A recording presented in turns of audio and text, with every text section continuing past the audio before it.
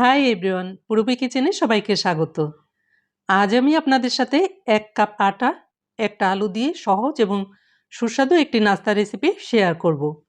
এই নাস্তাটি সকালে এবং বিকেলে টিফিন হিসাবে তৈরি করতে পারবেন। এছাড়া বাচ্চাদের টিফিনে বা অতিথি আপ্যায়নে তৈরি করে দিতে পারবেন। খুবই সহজ এবং সুস্বাদু একটি রেসিপি। ঝটপট করে বানিয়ে নিতে পারবেন। রেসিপিটি ভালো লাগলে প্লিজ লাইক, শেয়ার, কমেন্ট করে চ্যানেলটিকে সাবস্ক্রাইব করে আমার পাশেই থাকবেন। প্রথমে একটি বড় সাইজের আলু নিয়ে ভালো করে ধুয়ে একটি ছুরি দিয়ে গোল করে কেটে নিয়েছি। এতে করে আলুটা সিদ্ধ হওয়ার পরে খোসাটা তুলতে সুবিধা হবে। আমি প্রেসার কুকারের মধ্যে আলু এবং পানি দিয়ে সিদ্ধ করে নেব। আলুটা সিদ্ধ করার পরে ছুলে নিয়েছি। এবার একটি গ্রেটার মেশিনের ছোট ছিদ্র দিয়ে গ্রেট করে নিয়েছি। আপনারা আপনাদের সুবিধা মতো অন্য কিছু দিয়েও ম্যাশ করে নিতে পারেন, তবে যেন কোনো আস্ত দানা না থাকে। আমার আলুটা গ্রেট করা হয়ে গেছে। তারপর এর মধ্যে দিয়েছি ১ কাপ আটা। আপনারা ময়দা দিয়েও করতে পারেন। দিয়েছি হাফ চা চামচ লবণ, ১ টেবিল চামচ চিনি। চিনিটা না দিতে চাইলে বাদও দিতে পারেন। এরপর দিয়েছি হাফ চা চামচ ইনস্ট্যান্ট ইস্ট। আপনারা ইস্টের পরিবর্তে 1/4 কাপ টক দই এবং হাফ চা চামচ বেকিং পাউডার দিয়েও করতে পারেন। এরপর নিয়েছি 1/4 কাপ উষ্ণ গরম পানি। পানিটা একবারে দিব না। প্রথমে অর্ধেকটা পানি দিয়ে মাখিয়ে নিয়েছি। পরে আরও অর্ধেকটা পানি দিয়ে এভাবে মাখিয়ে নেব।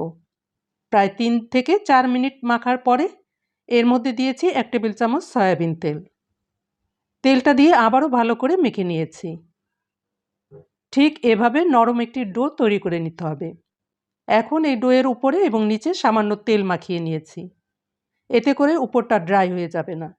এই ডোটা তৈরি করতে একটা বড় সাইজের আলু, ১ কাপ আটা এবং 1/4 কাপ উষ্ণ গরম পানি লেগেছে। এরপর এই ডোটাকে ঢেকে গরম কোনো স্থানে অথবা আটকা কোনো জায়গাতে রেখে দেব ১ ঘন্টার জন্য। এই ফাঁকে নাস্তাটা তৈরি করার জন্য একটি পুর রেডি করে নিতে হবে। তার জন্য এখানে একটি মুরগির কিছুটা সলিড মাংস নিয়েছি। এগুলোকে একটি ছুরির সাহায্যে কিমা করে নিয়েছি। আপনারা মিক্সারেও কিমাটা করে নিতে পারেন। কিমাটা করতে খুব বেশি সময় লাগে না। কিমা করা হয়ে গেছে। এগুলোকে একটি বোলের মধ্যে নিয়ে নিয়েছি। এরপর নিয়েছি ১ ইঞ্চি পরিমাণ আদা, বড় একটি পেঁয়াজ, একটি কাঁচা লঙ্কা। এগুলোকেও গ্রেট করে নিতে হবে। আপনারা ব্লেন্ডারে অথবা শিলনোড়ায়ও থেতো করে নিতে পারেন। এগুলোকে গ্রেট করার পরে মাংসের মধ্যে দিয়ে দিলাম।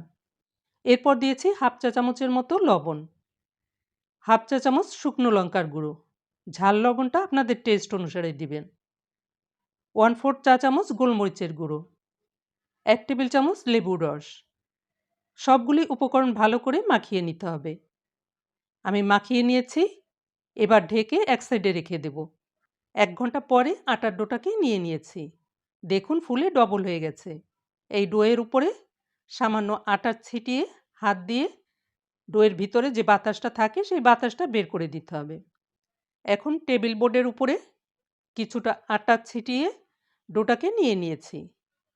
এরপর ডোটাকে লম্বা করে কয়েকটি ভাগে ভাগ করে নিতে হবে। আমি ৫টি ভাগে ভাগ করে এভাবে গোল করে নিয়েছি। তারপরে আটা ছিটিয়ে একটু ফাঁকা ফাঁকা করে রেখে দিয়েছি। আপনারা ছোট বড় করেও তৈরি করতে পারেন। এরপর একটি একটি করে হাত দিয়ে চেপে চেপে রুটির মতো করে তৈরি করে নিয়েছি। এরপরে আগে থেকে মাংসের যে পুরটা রেডি করে রেখেছিলাম সেখান থেকে অল্প অল্প পুর নিয়ে এই রুটির মাঝখানে রেখে দিয়েছি। আমি সব কয়টি রুটির উপরে মাংসের পুরটা দিয়ে দিয়েছি। এরপর রুটির চারদিক থেকে মুড়ে নিয়ে পুরটাকে ভালো করে ঢেকে দিয়েছি এবং একটি গোল বলের মতো তৈরি করে নিয়েছি। তারপরে সামান্য আটা ছিটিয়ে লেচিটাকে আটার উপরে রেখে দিয়েছি। এভাবে সব কয়টি নাস্তা তৈরি করে নিয়েছি। তারপরে হালকাভাবে একটি একটি করে হাত দিয়ে চেপে নিয়ে বড় রুটি করে তৈরি করে নিয়েছি। খেয়াল রাখতে হবে যেন পুরটা বের না হয়ে আসে। আর যদি হাতে লেগে আসে তাহলে সামান্য শুকনো আটা ছিটিয়ে দিতে হবে। আমি সবগুলি নাস্তা এভাবে তৈরি করে নিয়েছি। এখন সরাসরি তেলে ভেজে নেব। তার জন্য চুলার উপরে ফ্রাই প্যানের মধ্যে কিছুটা তেল গরম করে নিয়েছি। এর মধ্যেই একটি একটি করে নাস্তাগুলি দিয়ে দেব।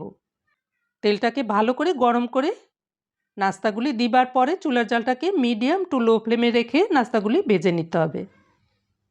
তেলটা যেন ধোয়া ওঠা গরম না হয়, তাহলে কিন্তু নাস্তার উপরটা তাড়াতাড়ি কালার এসে যাবে এবং ভিতরে কাঁচা থেকে যাবে। একটি চামচ দিয়ে তেলটা নাস্তার উপরে ছড়িয়ে দিতে হবে।